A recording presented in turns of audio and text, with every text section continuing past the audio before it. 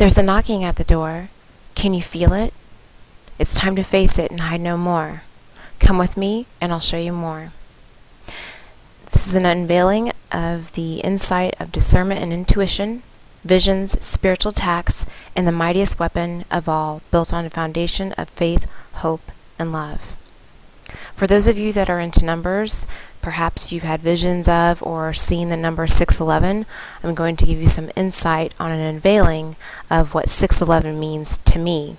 It did not occur to me until I started doing this video this morning, actually. And what it regards to is, I'm going to bring you to the book of Ephesians 6:11. Why is this important? Because 6:11 in the book of Ephesians stands for putting on the armor of God. Put on the whole armor of God that ye may be able to stand against the wiles of the devil. Why is this important? Because God has a plan for your life. The enemy has a plan for your life. And you better be ready for both. And you just need to be wise enough to know which one to battle and which one to embrace. I'm going to take you to a journey. This is actually a testimony, a live testimony that I'm giving for my mom, Glenna Anger. Today is January 2nd, 2013. This is my mom and me. This is the year of 2003. And this was a really difficult year because the last time I saw her in 2003 around Christmas, I knew something was gravely wrong with her. When she said goodbye to go back home to Florida, she looked in my eyes and literally it's like we looked into each other's soul. And I knew something was not right. Something horrible was not right. And later, to my surprise, the following year, on January 1st, 2004, I got a phone call that my mom had brain cancer. Not only did she have brain cancer, but later I found out that it was a terminal brain cancer. I didn't find that out until she passed away, though, in 2006. So, moving forward, I want to let you know that when I found out she had this cancer, obviously I knew I had to go and be with her and help comfort her and do what I could to help care for her. So I was going to go and do this around Valentine's Day of 2004. For 2 weeks before I went to go see her, I had a reoccurring nightmare for 14 days straight. And to me, even though they were nightmares, it was a godsend because it was an insight for something that not only was I going to be facing, but battling, and I needed to know what I was going to be facing. So these dreams that I had was where I was in pitch black darkness. There was no light except for this spotlight. I mean, it literally looked like a spotlight. And in this dream, right in the middle of the spotlight was my mom and me. And she kept looking around, like this whole circle around us, kept looking around and going, "Oh, did you see that? Did you see that?" And sure enough, I'm there with her looking around, and every type and every form of wickedness and evil demonic figure that you can think of was circling us, surrounding us, trying to get to us. But they couldn't get into the light where we were. And that's when I just held my mom close and I told her, I said, "It's okay, you just need to hold tight to me because prayer is so more powerful in the form of two or more." And I had the same dream, and I'd say the same thing, and the same actions would have happened night after night. So while this is going on, I was going to go see my mom for a week, and my family was telling me, "She's doing her chemo, she's not herself, we know how emotional you can be, we really think that you should just wait until she finishes it." And I told them I don't have a choice. She needs me even more so now. And I knew that she needed me even more so because of these things that I was seeing night after night. And while this was all happening, I'm going to tell you, I was scared. I was so scared because of what I'd been seeing that I didn't want to go, but I knew I had to. And I knew God was telling me that He had a plan for me and that I needed to go and help be my mom's strength and help her through this. And not only did I have to go, and I was reluctant about it, but I had to go even longer than I initially planned. I felt He was telling me I had to stay there for 2 weeks, not one. So that's what I did. I went there knowing that God was my strength and that He would see me through this and that I would help my mom through this and that I could not fear. I had to have my faith and my hope in Him and know that His love would see me and her through. So I went to go see my mom. And when I first went to go see her, she could only speak a few words at a time. until her short-term memory loss got the best of her because of the chemo that she was being treated with. However, the oddest thing that I can tell you is when she would talk spiritually or about her faith, she could speak in full sentences, if not for hours. And the first thing that she said to me was, "Knew you were coming before you came to me." And as soon as she said that, it's like I saw these two spheres. I saw one that was like a purplish pink color and one that was a bluish color. And I had this like outer body, out of realm type experience where it's like I felt she was saying that she knew me before her and I were even like here on earth. I know that sounds really weird, but that's what I felt. There was a really strange presence about it. You could just feel the Holy Spirit. And I want to let you know I was going through some very, very hard times in my life, like the worst things I had ever been going through even before finding out about my mom's cancer. And so not only was I dealing with my own personal issues, but I knew I had to put that aside and be here for her. So while she's talking to me, she would say, "How is your faith, Amy?" And I said, "You know, some days it's stronger than others, but I always have my faith." And she said, "Oh, Amy, you have to always be strong in your faith. Just promise me." And I said, "Okay, I promise, I promise." And another thing she said was, she said, "There's something about faith, hope, and love, and something about really tall buildings straight ahead." And that's all she could tell me was this tall building straight ahead. And another thing she mentions was, she said, "I don't know why God is doing this to me, but if it's His will, I accept it." And I thought, whoa, what a powerful thing to say. And you could tell she felt it. It was just unbelievable. So as the night progressed, it got to where it was later and we were in my room sitting on the edge of my bed, and she'd start looking around like something was bothering her nervously.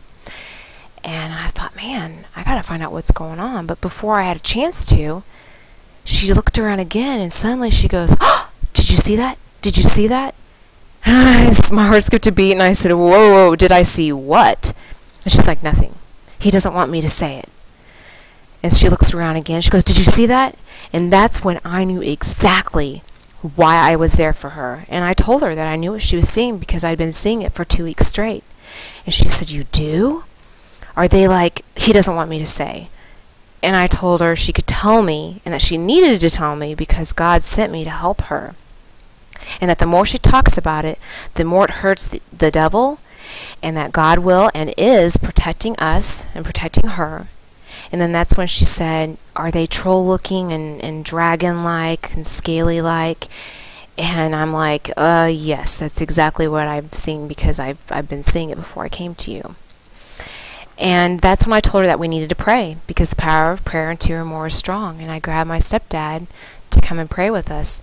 And at the same time, my mom's telling me that she couldn't because he would hear her and that he tells her to do things awful, meaning, you know, the devil and whatever's taunting her. And so then I told her, well, you know what, we're going to pray, and when we're done praying, if this devil tries to attack you or tell you to do things or taunt you with seeing things, you just pray. You pray every time that happens because it will hurt him, and the more you pray, the better it is, and it's going to protect you more and more. So after we prayed, the next day came, and to my surprise, every 5 minutes, the most godly woman I've ever known is praying every 5 minutes because she's still being attacked. I thought, oh man, okay. Does this mean we're going to have 14 days of seeing this? And it's weird that I just said that to you guys because now that I think of it, it did. It continued all the way up until about 2 days before I left. And I'll tell you why it stopped. It continued and continued, and like I was saying, this is the most spiritual, godly woman I have ever known in my whole life. She just happened to be my mom.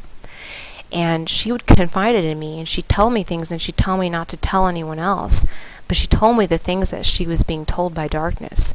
She would tell me that she knows how to kill herself and that he tells her how to do it, and she could just go and grab anything under the sink and drink it, or grab a knife or this and that. And I'm just like, oh my gosh, I have the most innocent thing I've ever known telling me these most horrible things that I don't want to hear. There's times where one time she had what I call possessive attack because she was going into having a seizure, but she was saying all these foul things, and I've never heard this woman cuss in my life. And at one point she shot up and she, said something about like, "Are you Jesus?" And of course it's like, "No." And she's like, "Huh." And I'm like, what is in her? I mean, this is not her. And I know chemo can do weird things, I've heard, but I'm telling you, this woman was being attacked because she was in her weakest moment. So night after night, I'm praying, I'm thinking, what am I going to do? How can this stop? And what made it change was this one night, I was praying like usual, and I totally broke down on my pillow. And I broke down and I said, "God, if you can't take away the cancer, please, please just at least take away these attacks. Because I can't stand another day of seeing this most precious thing go through not only cancer, but being attacked by evil." And I said, "Just give it to me. Just give it to me." And then I fell asleep in the middle of praying and crying into my pillow. And the next day came, and something was different. My mom seemed more at peace. She still had cancer, but she wasn't praying every 5 minutes. And to my surprise, I found out, all the way up until the next day or so when I left, that she wasn't being attacked anymore. So I got home, and when I got home, I'll tell you, God knows what's in your heart. That's very, very true. And when I prayed that prayer, I meant it with all my being. I meant that if I needed to take on this battle for her, if I couldn't take away the cancer, at least let me take on this. Well, when I got home, I started having attacks. I felt like my house was being possessed. There was one point in time where I could tell you so many things, but I knew that I had this battle, and I knew that I had to take care of it. Because one night I heard running up and down the hall, and the best thing I can do to describe it is something that kind of looks like this, because it was bigger than a panther, and I didn't even own a pet. I didn't even have a dog or anything, and it was running up and down the halls, up and down the halls. I was sleeping with a Bible. One night it got so bad, I was sleeping with a Bible on my nightstand and in bed with me, and this very wide, not real tall, but very big, wide, scribbly creature was standing at my doorway. I had just gotten to bed, and it was black, but I could sense its size, and it got closer and closer to me until it was about an inch away from my ear. And then I felt its heat, and then it just screeched and screamed like all these demonic noises that you can imagine mixed in one. And then that's when I started throwing my arms around and screaming, "Oh God, save me, take it away, just make it stop." And then the next day when I woke up, after I finally, it stopped when I prayed, but I woke up, and the next morning I went to my neighbor and I said, "I need you to help me." And she was my best friend at the time, and she would have different visions and stuff like I would. So it's weird because the night before she had a vision that something really bad was happening with me.